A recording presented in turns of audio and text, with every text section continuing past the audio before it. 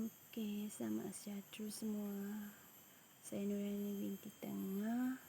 Untuk kos IDA 102 ni, saya nak terangkan tentang kertas kerja saya, iaitu tajuk besar dia Manusia dan Agama.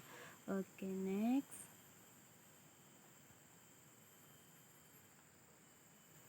Okey, untuk pendahuluan. Tajuknya adalah Akhlak Mahmudah dan Akhlak Mazmumah. Okey. Akhlak Mahmudah merupakan mekanisme penting dalam pembangunan negara. Yang kedua, Al-Quran menggunakan 4 pendekatan dalam menanamkan akhlak mahmudah dalam diri manusia. Macam kita tahulah, Al-Quran ni dia lebih mengajar, lebih mendidik seseorang itu untuk berakhlak mulia. Jadi kat sini betul lah Al-Quran ni dapat menanamkan akhlak mahmudah dalam diri manusia. Yang kedua, akhlak mazmumah. Akhlak mazmumah ni perangai atau tingkah laku yang tercermin pada diri manusia yang cenderung melekat dalam bentuk tidak menyenangkan orang lain. Okey, maksudnya akhlak mahmudah ni adalah satu akhlak yang seseorang tu lakukan, yang seseorang itu amalkan sentiasa dan dia amalkan akhlak tu sehingga membuat orang lain tak berasa senang. Contoh akhlak mazmumah ni adalah akhlak yang tak baik, akhlak yang negatif. Okey. Akhlak buruk yang kedua, akhlak buruk yang amat dibenci dalam pandangan Islam. Macam kita tahu tadi, Al-Quran dia lebih mengajar kita untuk berbuat baik. Jadi bila ada seseorang ni mengamalkan akhlak mazmumah, akhlak yang negatif, ia akan dipandang tak baiklah, dibenci dalam pandangan Islam. Okay, next. 4 prinsip utama yang menunjangi akhlak manusia bagi melahirkan akhlak yang terpuji. Maksudnya ada 4 kat sini akhlak yang dapat membentuk akhlak yang terpuji. Okey. Contoh yang pertama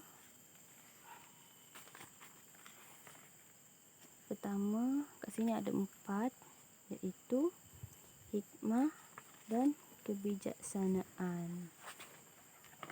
Okey, apa itu hikmah kebijaksanaan?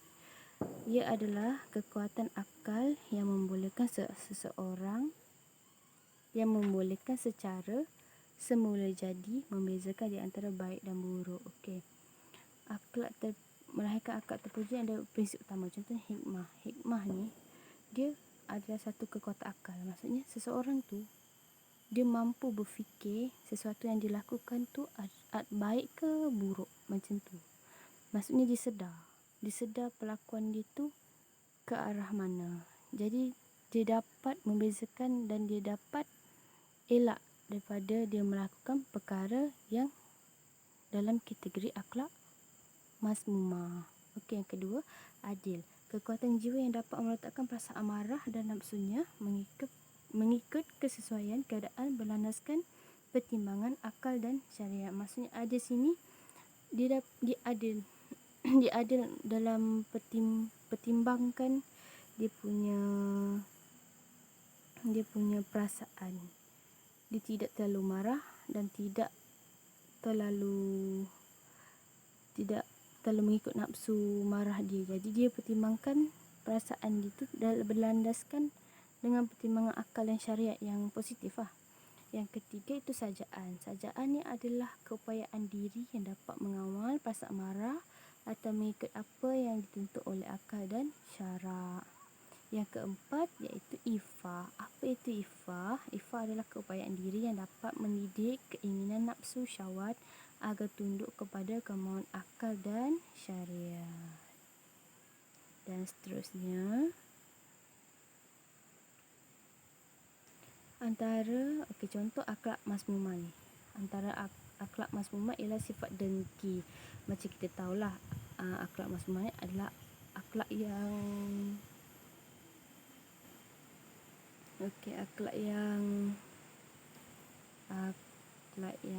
negatif, yang bersifat negatif, yang tak baik. Contoh salah satunya sifat dengki. Sebagai contoh, menaruh perasaan marah kerana sesuatu yang aman sangat kepada kekurangan orang lain. Selain itu, sifat iri hati. Dia adalah satu sikap seseorang di mana dia merasa kurang senang melihat kebolehan orang lain, kurang senang melihat orang lain beruntung, cemburu dan dengan keberuntungan orang lain, tidak rela apabila orang lain mendapat nikmat dan kebahagiaan. Seterusnya, sifat angkuh, iaitu sifat sombong dengan menganggap dirinya lebih daripada orang lain sehingga ia berusaha menutup tidak mahu mengakui kekurangan dirinya, selalu merasa lebih besar, lebih kaya dari perintah. Akhir sekali, antara akhlak maksumah ialah sifat ria, perbuatan amal kerana dasarkan ingin mendapat pujian dari orang lain, agar dipercayai orang lain, agar dicintai oleh orang lain kerana ingin dilihat orang lain. Seterusnya,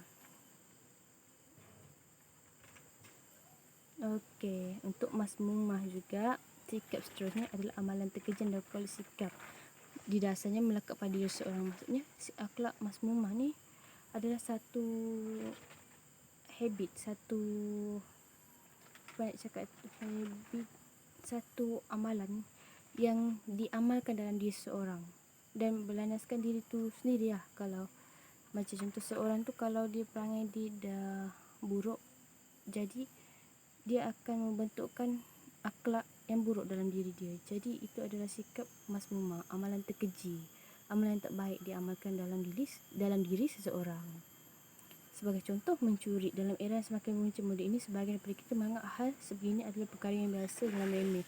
Bagi mereka, hal sebegini dapat saja kerana masalah pribadi, kurang didikan agama dan diri seorang. Okey, macam kita tahulah, akhlak mazmumah ni sekarang pun kita dah tahu, kita dapat tengok akhlak ni dah memang jadi tabiat yang selalu sangat kita dengar.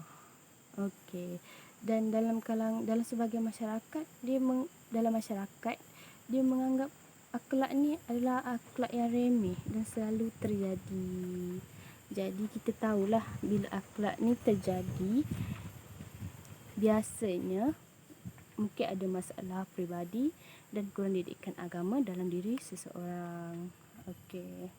Mencuri juga boleh disamakan dengan masuk berdusta kerana mereka melanggar perintah. Okey. Mencuri ni adalah satu amalan yang tak baik dan Al-Quran pun pernah bagi tahu dan melarang kita jangan buat benda yang tak baik. Jadi bila dia buat amalkan akhlak macam ni, dia dah memang memang dah melanggar perintah hukum firman Allah. Okey, dalam firman Allah pernah menyebut sebenarnya orang yang terganggu dusta itu hanyalah orang-orang yang tidak beriman kepada ayat-ayat Allah, dan mereka itu adalah orang-orang yang berterbikat berdusta. Maksudnya dalam firman Allah, dia tidak mengajar dan sesiapa yang mengikut adalah dianggap berdusta kerana Allah tak didik dia, tak ajar dia dan tak suruh dia amalkan benda-benda yang macam tu, mengamalkan akhlak masmumah. Okey. Seterusnya,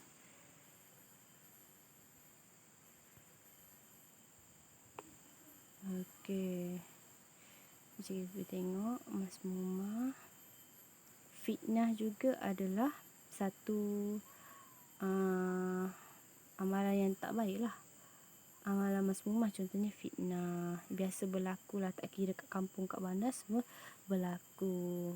Fitnah berlaku atas kehendak diri sendiri, tidak mampu mengawal perasaan, tidak puas hati. Kalau biasalah kita dalam kalangan masyarakatnya, tak kira lah kita berjiran ke, adik-beradik ke, kalau kita tak dapat nak mengawal sesuatu perasaan yang tak puas hati tu, ia akan menimbulkan fitnah. Kita buat cerita yang tak betul, cerita yang tak masuk akal dengan orang lain supaya orang lain menganggap individu tu bertabiat buruk, dan kat situ dia akan rasa puas hati. Okey, dianggap mazmumah, sikap perlakuan mendatangkan keadaan tidak senang pada orang lain. Untuk individu yang kena fitnah, dia akan berasa kurang senang lah, sebab dia dituduh dengan alasan yang bukan-bukan. Okey. Ia juga boleh mencetuskan rusuhan dan pergaduhan antara satu sama lain. Lebih parah lagi, fitnah mampu menjadikan seorang individu itu beremosi. Impak daripada tuduhan dan fitnah tidak benar menjadikan seorang itu stres, membawa kepada masalah bunuh diri. Macam kita tahulah, bila kita fitnah ni, kita akan tahu, kita akan rasa stres, kita akan terfikir kenapa kita tak buat, tapi kita kena. Jadi dia akan mengganggu emosi. Boleh bawa masalah emosi dan tak dapat dikawal, ia akan membawa kepada masalah bunuh diri. Biasanya berlaku dalam kalangan remaja. Okey. Antara impak akhlak mazmumah akan berlaku bersama faham antara satu sama lain. Okey, impak mazmumah ni adalah impak yang buruk. Jadi impak dia, kesan dia kepada kita, perselisihan faham akan berlakunya perselisihan faham disebabkan fitnah. Okey, masyarakat dalam kucing-kacang tidak lagi menunjukkan semangat setia kawan, toleransi dan bekerjasama. Selain itu, sinar menyinari antara satu kawan lain juga akan berlaku. Perasaan tidak puas hati. Hal ini demikian kerana sudah terang lagi bersuruh. Era globalisasi ini juga membuktikan kita ada segelintir masyarakat tidak bertanggungjawab dan tidak bersemangat bercuti. Contohnya, ada setengah masyarakat tu masih mengejek budaya dan warna kulit bangsa kaum lain. Dan ini juga, dan untuk akhlak mazmumah ni, bila dah terlalu diamalkan dalam diri seseorang ni, bukan sahaja berlaku pada masyarakat dalam dalam dalam masalah perselisihan faham, malah dia akan meningkatkan kadar jenayah. Okey, macam sebagai buktilah sudah tidak dapat dinafikan, seperti kita media massa sering melaporkan kejadian tersebut dari semasa ke semasa. Okey. Mahmudah ni untuk antara sikap mahmudah adalah sikap yang berdaya saing. Okey, akhlak ini mampu melahirkan generasi yang berwawasan dan moral tinggi sekaligus memberi manfaat dalam pembangunan negara. Sikap mahmudah ni sikap baik. Tak kiralah sikap apa-apa saja yang baik dikategorikan dalam akhlak mahmudah. Okey. Akhlak ni dapat melahirkan generasi berwawasan yang berwawasan dan bermoral tinggi, memberi manfaat pada pembangunan negara. Okey. Tidak akan berlaku perselisihan faham. Okey.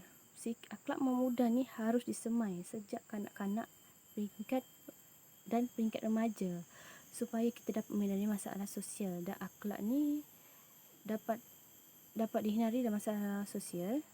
Contohnya adalah macam seks bebas, pengukuran kandungan dan mengambil dadah.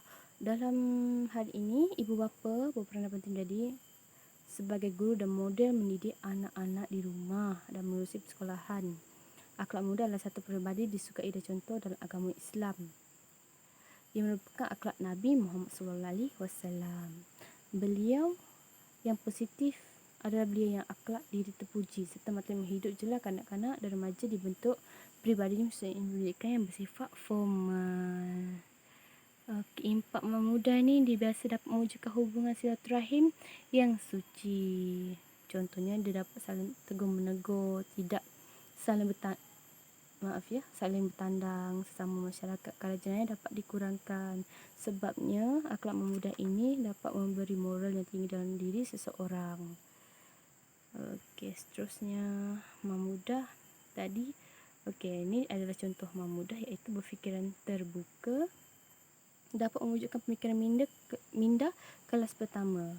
Hal ini dapat membantu masyarakat dalam ekonomi. Pelibatan diri dalam keusahawan adalah satu pelibatan secara sihat yang mempengaruhi fikiran terbuka. Ia adalah satu akhlak mahmudah dalam akhlak mahmudah. Okay, next. Okey, kesimpulannya sebagai penutup bicara, akhlak mahmudah dan mazmumah dapat memberi pengajaran kepada kehidupan kita dan memberitahu bahawa harus meneruskan perbuatan yang baik dan meninggalkan perkara yang tidak baik. Maksudnya, dalam tajuk ni dia memberi contoh apa tu sikap mahmudah dan mazmumah, dan kita sebagai manusia kita dapat berfikir benda yang baik, mana satu benda yang baik, mana satu benda buruk, mana satu yang kita perlu buat, mana satu kita perlu tinggalkan.